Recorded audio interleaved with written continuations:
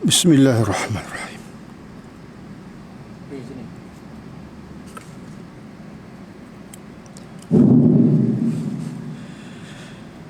Bismillahirrahmanirrahim.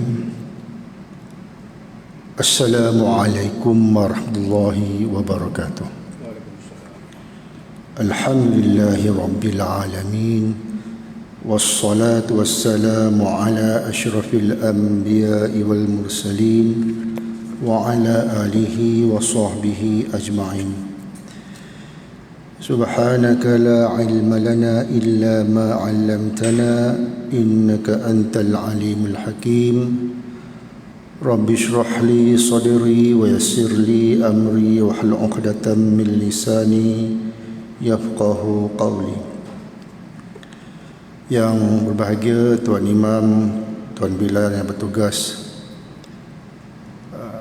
hadirin hadirat para jamaah yang dirahmati Allah Subhanahu wa taala. Alhamdulillah kita telah melalui Ramadan yang ke-13. 13 kan? Ya. Insya-Allah bermula malam ini kita akan meneruskan dalam ibadah Ramadan untuk hari yang ke-14. Dalam tazkirah Ramadan yang ringkas pada malam ini, ingin saya membawa sedikit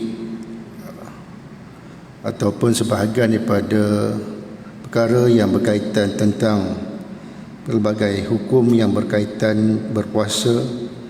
Ini saya ambil daripada suatu saringan dalam bentuk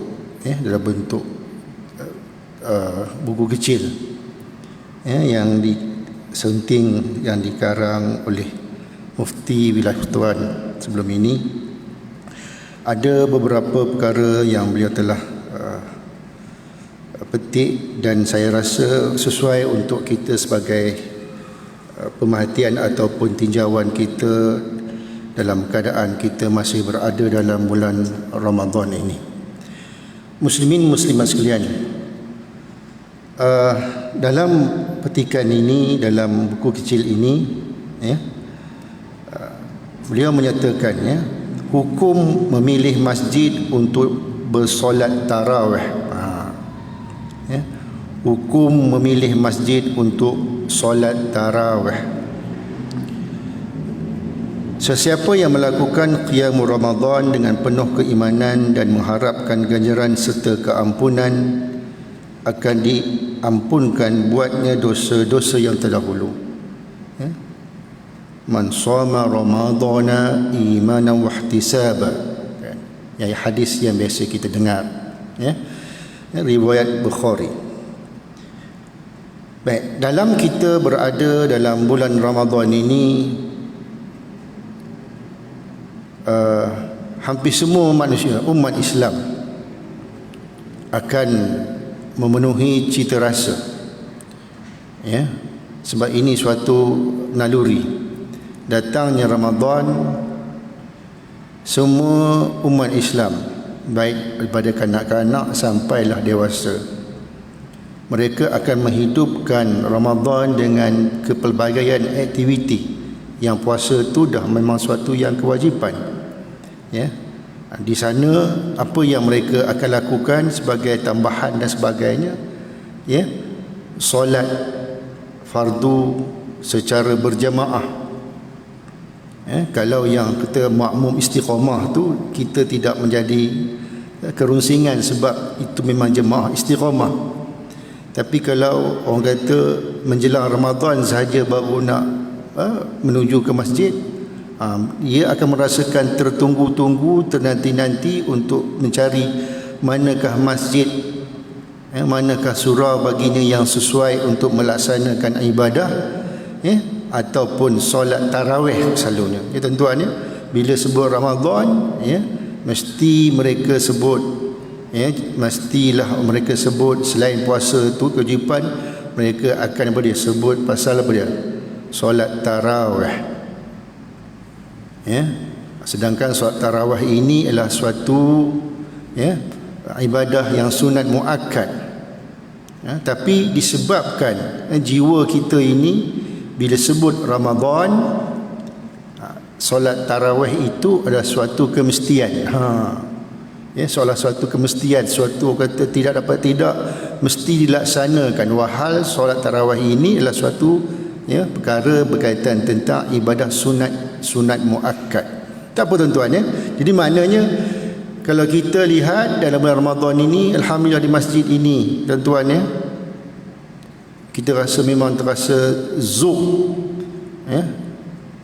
semayang ini terutamanya subuh melempah ruah. Mana nak menunjukkan ramai sangat yang nak mengimarahkan masjid dengan datangnya Ramadan ini, alhamdulillah. Itu yang kita hendak, yang kita harapkan keramaian ini diteruskan, dilangsungkan sehinggalah bulan yang seterusnya. Ramadan ini bulan yang ke-9 dalam bulan Islam. Maknanya ada lagi berapa bulan? Ada lagi 11 bulan. Syawal, Zulqaidah, Zulhijjah, sampailah Ramadan datang. Seboleh-bolehnya kita imarahkan, kita makmurkan, kita raikan, kita kata mengimarahkan, menyemarakkan ibadah-ibadah di masjid atau di surau. Perbuatan memilih masjid tertentu untuk dilaksanakan padanya solat tarawih dengan tujuan untuk menambahkan khusyukan melalui bacaan imam yang merdu dan suasana masjid yang selesa adalah dibolehkan. Ini dalam petikan buku kecil Datuk Mufti kita. Jadi kita boleh pilih sebenarnya tuan. Jadi memang macam itulah, dia orang akan pilih masjid ni macam mana bacaan dia, imam dia, macam ala-ala Imam Sudaisi ke,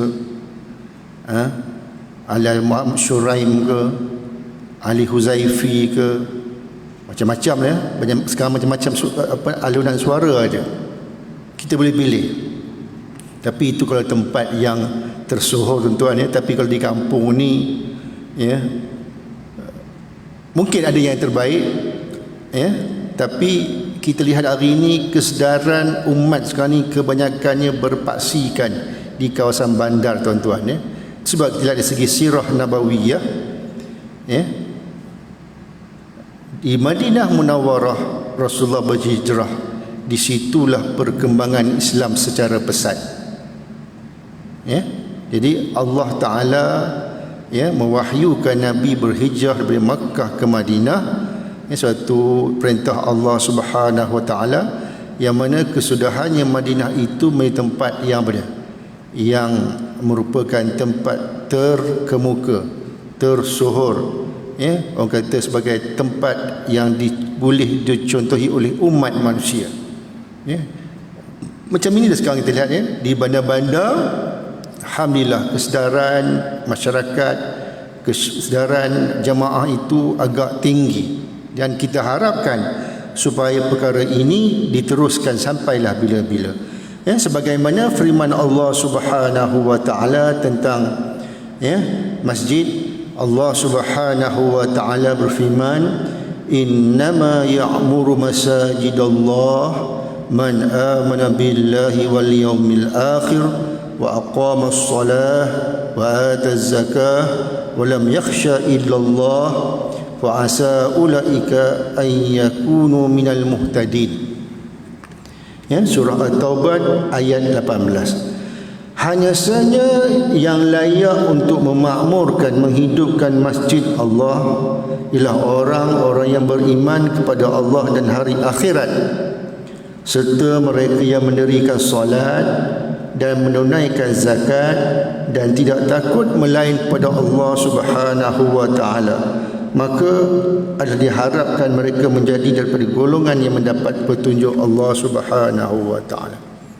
Tuan-tuan hadirin hadirat sekalian, kita boleh berkata kita nak pilih masjid mana untuk kita bertarawih, untuk kita melaksanakan solat witir, untuk kita buat tadarus dan sebagainya.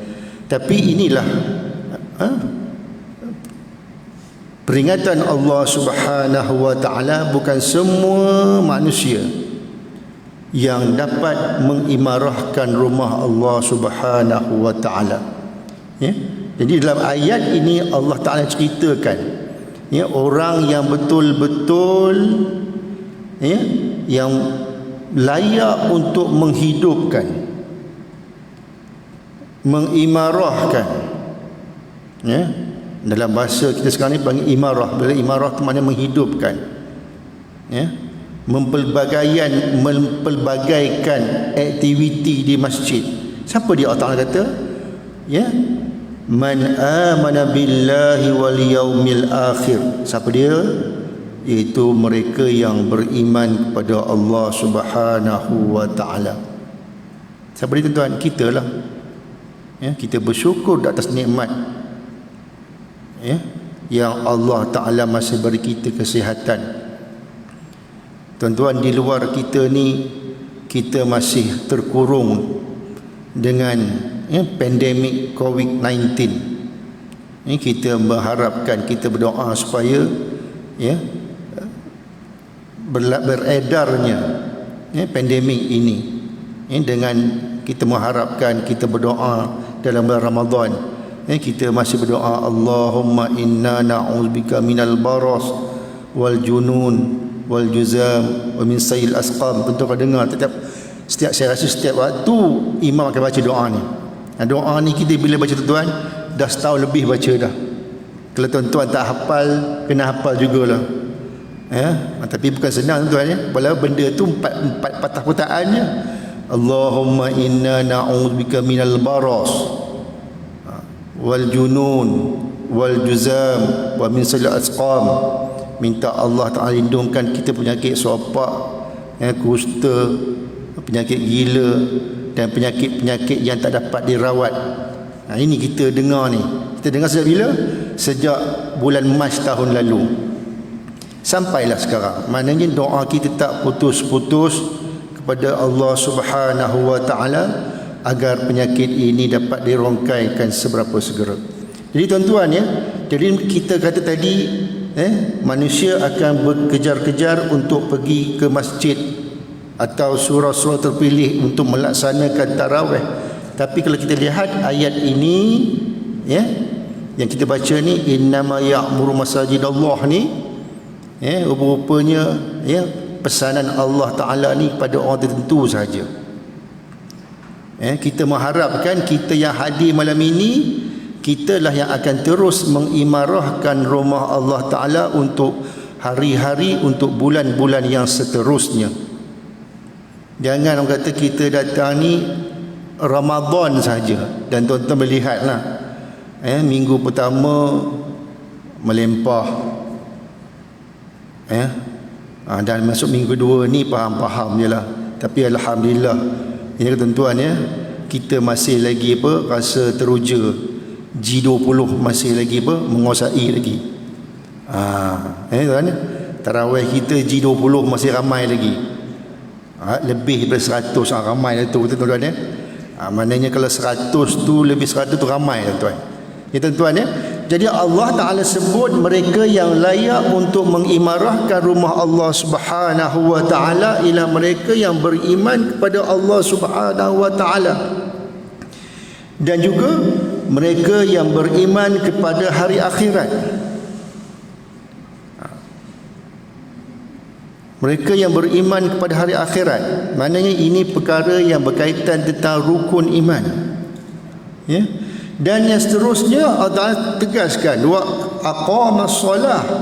Siapa yang layak untuk mengimarahkan rumah Allah Subhanahu wa Ta'ala, ya, selain daripada orang beriman, selain daripada mereka yang yakin, yang percaya pada hari kiamat.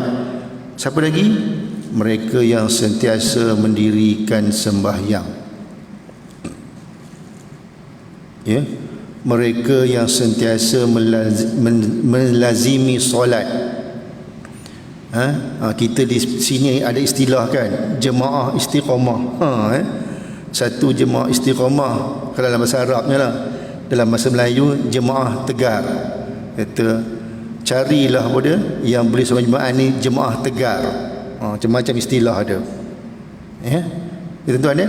Mana di sini Allah Ta'ala kata bahawa selain daripada mereka yang beriman pada Allah Subhanahu wa Ta'ala, selain daripada mereka yang yakin dengan hari akhirat, mereka inilah golongan manusia yang sentiasa melazimi untuk melaksanakan solat di rumah Allah Subhanahu wa Ta'ala. Kalau biasa kita dengar dalam hadis kan, 7 golongan yang mendapat naungan Allah Subhanahu wa Ta'ala. Antara tuan-tuan dia, seorang lelaki pada rajulun qalbuhu muta'alliqun bil masajid, seorang lelaki hatinya sentiasa tertaut dengan masjid. Maknanya 5 waktu tu kita bersegera untuk melaksana, bersiap-siap untuk melaksanakan ibadah di masjid, di surau, di mana yang kita dengar lawangan azan tersebut. Ini janji Allah Subhanahu wa Ta'ala. Tapi bukan senang tuan-tuan Jadi kita kena pasakkan dalam jiwa kita bahawa ibadah kita ni bukan setakat dalam bulan Ramadan saja. Jadikanlah Ramadan ini sebagai satu kata titik, bukan titik tuan-tuan maknanya sebagai satu madrasah Ramadan, satu pusat pengajian. Daripada sini apabila kita dilatih selama sebulan dalam bulan Ramadan, diharapkan keluar daripada Ramadan kita akan dapat meneruskan amalan-amalan mulia dalam bulan Ramadan. Kita akan teruskan solat secara berjamaah. Tarawih tak boleh buat dah, sebab tarawih ini hanya ada dalam bulan Ramadan saja. Jangan pula tuan-tuan buat tarawih dalam bulan lain. Datanglah penguat kuasaan Jabatan Agama Islam masing-masing nanti. Tarawih ini hanya ada dalam bulan Ramadan. Mainkan witir. Witir ini memang ada pada setiap hari, setiap malam. Jadi kita harapkan bahawa bukan setakat dalam Ramadan sahaja kita datang berbondong-bondong untuk mengimarahkan rumah Allah Subhanahu wa Ta'ala. Bukan setakat sahaja bertadarus sahaja dalam bulan Ramadan di masjid, di surau.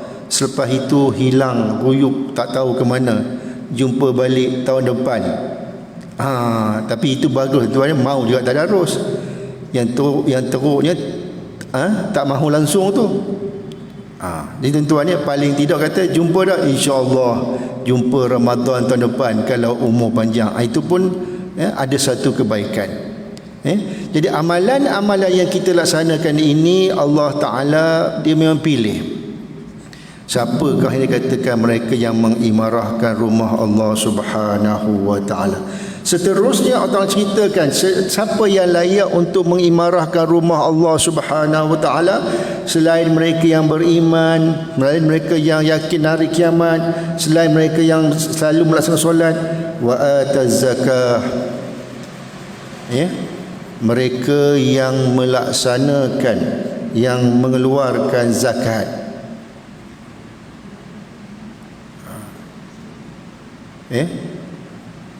Wa ataz zakah. Allah sebut lagi antara mereka yang layak untuk mengimarahkan rumah Allah Subhanahu wa Ta'ala ialah mereka yang mengeluarkan zakat, mereka yang menunaikan zakat. Jadi ini ciri dia. Jadi mana tuan-tuannya? Dalam ayat ini Allah Ta'ala menggambarkan di dalam masjid ini selain daripada pusat beribadah, melaksanakan solat, dalam masjid juga ada juga tempat berekonomi. Antaranya tempat berlakunya proses menunaikan zakat dan sebagainya. Cuma kita faham bila dalam bulan Ramadan ini dekat pintu kaunter depan tu adalah amil zakat dan sebagainya. Sebenarnya dalam Islam zakat ini selain daripada zakat fitrah dalam bulan Ramadan, di sana ada zakat dinamakan sebagai zakat harta, zakat mal. Kita kena jangan imaginekan zakat ini hanya semata-mata zakat fitrah sahaja. zakat yang kita keluarkan dalam Ramadan saja. Kita sebagai ketua keluarga, kita keluarkan untuk ahli keluarga kita saja. Ingat tuan-tuan ya, keluarkan juga zakat harta. Dua benda ni. Yang pertama Allah Ta'ala sebut tentang ataz zakah. Orang yang layak untuk memakmurkan rumah Allah Ta'ala ialah mereka yang mengeluarkan zakat. Tuan-tuan ya, mungkin cuba kita check balik. Sebab depan saya ni bukan calang-calang punya manusia ya. Hebat-hebat belaka. Kena ingat tuan-tuan ya, bukan kita keluar setakat zakat fitrah saja. Zakat fitrah RM7. Itu beras yang biasa. Tapi di sini saya rasa tuan-tuan, beras yang RM14 tu, yang makan nasi Arab lepas mati tu, ya, kena keluar beras yang mahal. Sebab apa? Tuan-tuan makan yang sedap-sedap je. Cuma masjid kita ni bagi nasi bungkus je kan. Ya tuan, depan saya ni selain daripada dikena keluarkan zakat fitrah, tuan-tuan juga yang kata yang cukup syarat ya, yang berada, yang berupayaan, yang memiliki harta yang banyak, diwajibkan untuk mengeluarkan zakat harta. Zakat harta tu sekarang macam-macam tuan-tuan ya. Zakat simpanan ada, zakat gaji ada, zakat yang biasa kita dengar dalam belajar kita masa sekolah dulu. Zakat harta tu apa dia? Emas dan perak. Zakat ar-rikas, zakat tanaman, zakat pertanian. Tapi orang kata berlakunya peredaran masa dan juga tuntutan ekonomi semasa, bukan setakat itu sahaja. Kita ni dah ada macam-macam jenis zakat ada. Kalau yang bekerja kerajaan ke swasta tu, dia panggil sebagai zakat gaji ataupun zakat zakat pendapatan, ikut negeri masing-masing. Di Selangor ni dia ada lebih kurang 10 jenis zakat. Kita duduk Selangor dekat Kelompok, tuan-tuan ni suka bayangkan. Di Kelompok semayang boleh ramai-ramai, di Selangor tak boleh. Yelah dah kita duduk Selangor, ikut cara Selangor. Kadang-kadang saya malas layan tuan-tuan ya. Dia bercakap tu, dia tak sedar dia duduk kat Selangor, dia suka buat banding. Sebab apa? Kita bersebelahan dengan Kelompok. Dalam Selangor ni lembaga zakat dia mewartakan di sana selain zakat emas dan perak, selain daripada zakat gaji, zakat pendapatan, zakat simpanan, di sana ada juga zakat takaful. Banyak tuan ya. Zakat pelaburan pun ada. Jadi pelbagai zakat ada. Jadi tuan-tuan ya, kalau kita yang masih yang masih belum keluarkan zakat,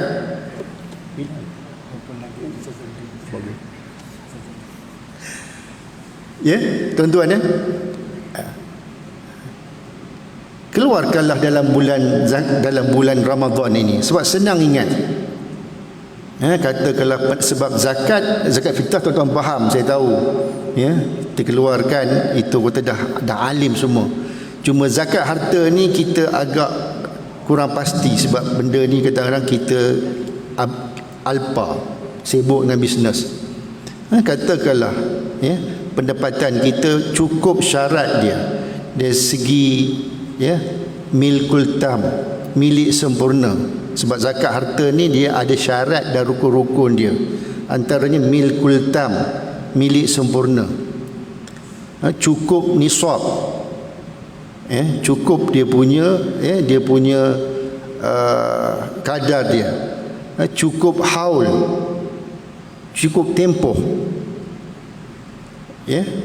Contoh di Selangor ni kadar dia bersamaan dengan 19,000 tak saya 17 atau 19 gitulah, bersamaan dengan 85 gram emas. Dia berbeza. Di Selangor lain, di Perak lain, di Kelompok lain, ikut negeri kita berada. Sekiranya dalam tahun itu berada lebih daripada jumlah tersebut, melebihi setahun qamariyah, Sebab perkiraan ini melibatkan bulan Qamariyah, bulan Islam, bukan bulan Masihi.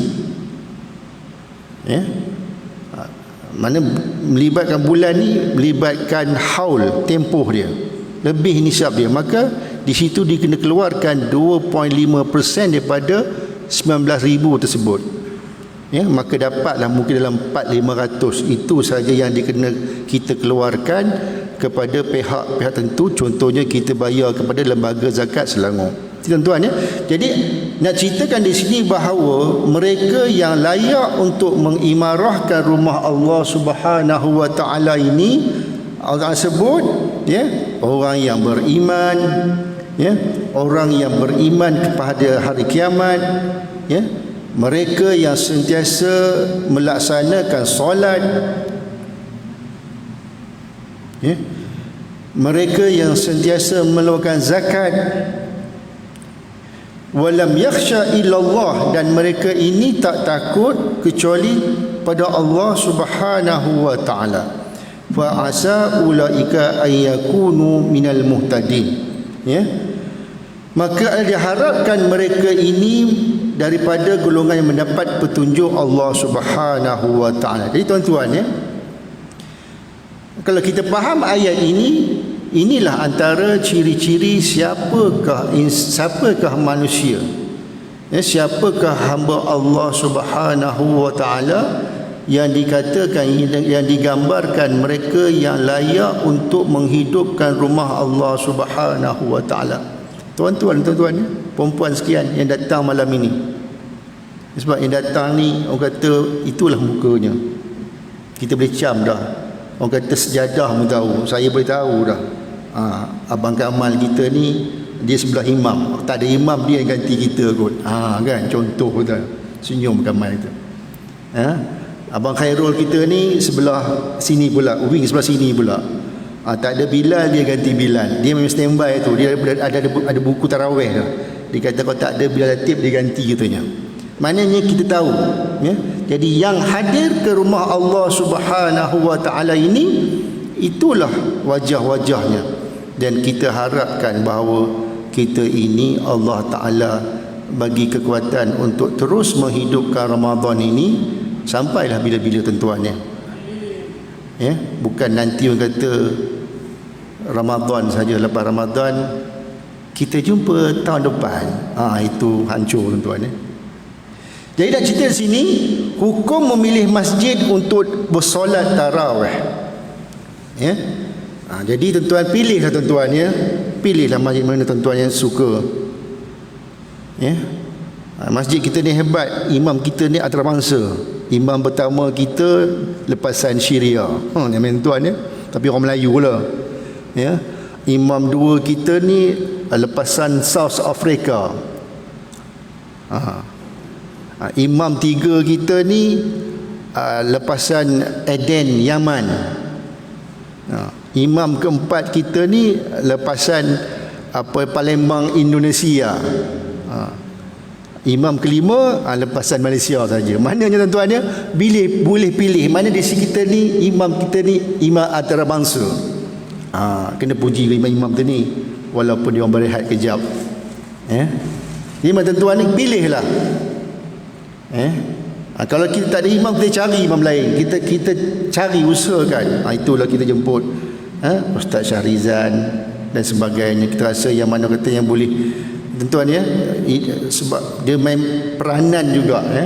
Peranan suara tu kita boleh menyemarakkan untuk kita semangat untuk melaksanakan terutama tarawih. Tuan-tuan risaulah, memang pihak JAIS dah maklumkan dalam pertemuan kami dengan pegawai JAIS dalam keadaan pandemik COVID ini, tarawih ini buat 20. Tapi dengan menggunakan ayat ataupun surah-surah yang pendek je. Tapi tak pendek pun, kan? Dia orang baca Al-Quran tapi pendek-pendek, terpulanglah. Tapi kalau di kampung ni inna a'tayna lah kot, terpulang Allah alam. Tuan-tuan, jadi Peranan suara, peranan lagu, peranan Iman dan Bilal ini dia menyemarakkan, memotivasikan untuk kita melaksanakan solat tarawih. Ya, tuan-tuan ya. Baik.